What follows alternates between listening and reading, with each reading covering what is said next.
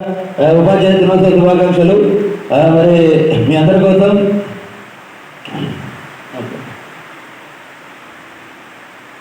మీకు సమస్య వస్తే దండం పెడతారు. మేము ఆ సమస్యకే పిండం పెడతాం. Just like this, both are not same. దేవుణ్ణి కరుణించమని అడుగు, కనిపించమని కాదు. వినాశ్రయ జనన నాస్తి, వినాశ్రయ గమన నాస్తి, వినాశ్రయ సృష్టి నాస్తి, వినాశ్రయ జీవన్ నాస్తి. స్త్రీ లేకపోతే గమనం లేదు, స్త్రీ లేకపోతే జననం లేదు, స్త్రీ లేకపోతే సృష్టిలో జీవం లేదు, స్త్రీ లేకపోతే సృష్టి లేదు. లూటు జింక ముందు ఓడు, సింహ ముందు కాదు.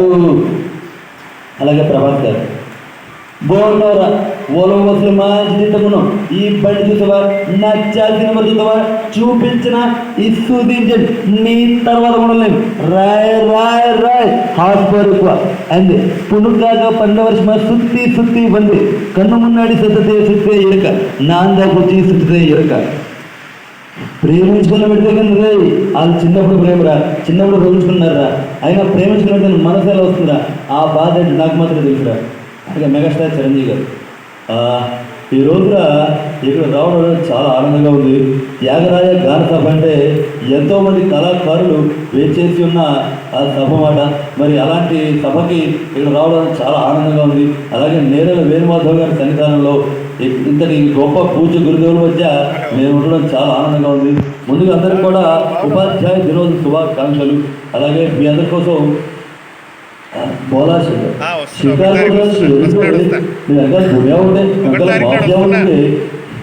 వీడు నా ఎరా వాడు నా స్వర ఎవరిని వదిలిపెట్టను, వారు తెరువేటో చూపిస్తాను. నువ్వు ఏమైనా చూసుకున్నారు, నువ్వు పెళ్లి చేసుకోవడం నాకు ఇష్టం లేదు. చూడండి, ఒకటి వచ్చి పెళ్ళి అంటాడు, ఇంకోటి వచ్చి పెళ్ళి అంటాడు, ఇంకోటి వచ్చి శోభనం అంటాడు. పెళ్ళి అంటే నువ్వు వెళ్ళమంటాడు, ఎవరు ఏమంటారు. అలాగే నాని గారి వాయిస్ లాస్ట్గా పైస ఉంటే కారు వస్తుంది, బంగ్లా వస్తుంది, అమ్మాయి వస్తుంది, దేవుడు వస్తుంది, అయితే పరమాత్మ అందరికి పెట్టిన ఒకటి పెట్టలేదంటే నేనంత స్పెషల్ రా. అలాగే రక్త కన్నీరు సినిమాల నుంచి లాస్ట్గా కాంత కాంత వాయిస్ హెడ్ ఆ వాయిస్ హెడ్ కళలైనదే కళలేదు కాంత కళకు వెలువ కట్టేలాంటి తరుణంత వరకు నెలలోని కళకు వెలువ ఎక్కడ ఉంది కాంత. Thank you very much.